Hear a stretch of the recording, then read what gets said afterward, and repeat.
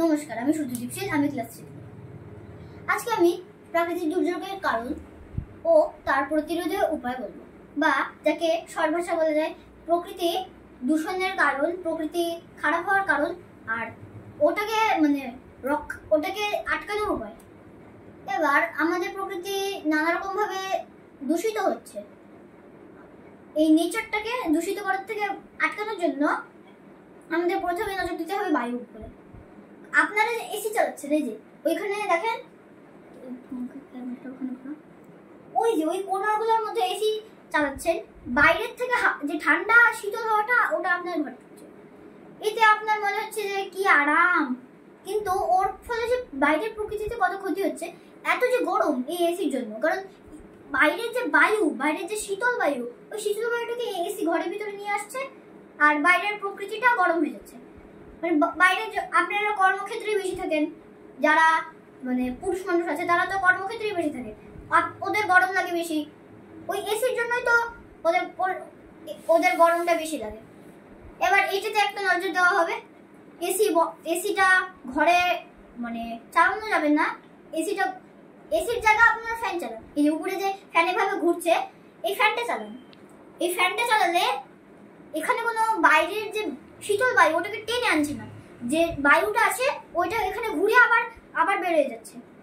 মানে বায়ুটা আমরা পাচ্ছি, পেয়ে ওই বাকি বায়ুটা যাচ্ছে ওটা বের হয়ে যাচ্ছে, বায়ুটা পুরোপুরি বের হয়ে যাচ্ছে। কিন্তু এসি যে আছে বন্ধ ঘরের ভিতরটাকে খালি বায়ু দিচ্ছে, ওই বায়ু বেরোতে পারছে না, শীতল বায়ুটাকে টানছে। শীতল বায়ু ঘরের ভিতর কিছুক্ষণ থেকে গরম হয়ে যাচ্ছে।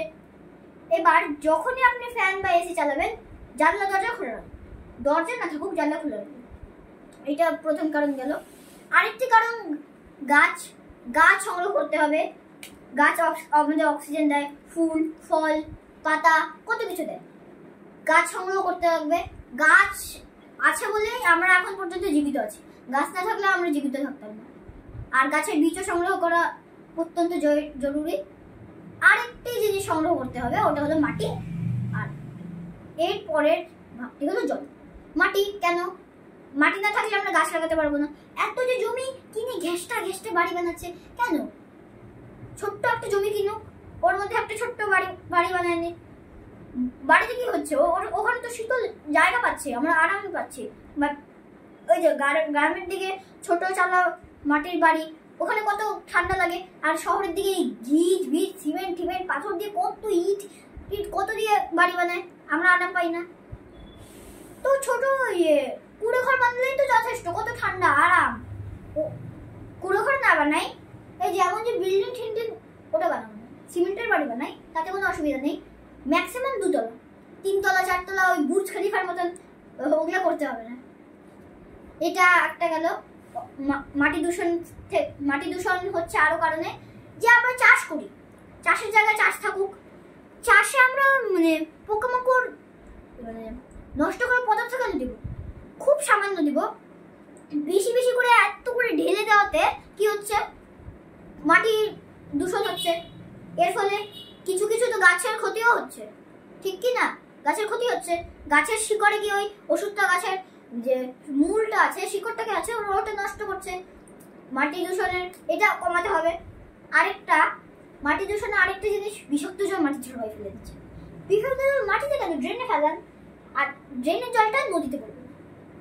এই যে গঙ্গা জল সবাই করতে থাকে। গঙ্গায় জানেন কত শহরের ড্রেনের জল গঙ্গায় পড়ে? এটা সত্যি, করা হলেও এটা সত্যি না। আপনারা যে জলটা ঠাকুরকে দিচ্ছেন, ওই জলে যে কত নোংরা মিশে আছে আপনারা জানেন না। এটা সত্যি, আসলেই সত্যি। এটা গঙ্গা জল, কত যমুনা জল, কত কিছু আছে, ওখানে তো ওই মানে নদীটার জলে তো ড্রেনের জল মিশছে। জল দূষণ, মাটি দূষণ, এই সব কিছু সবচেয়ে বাজে। এগুলি আপনারা প্রতিরোধ করবেন।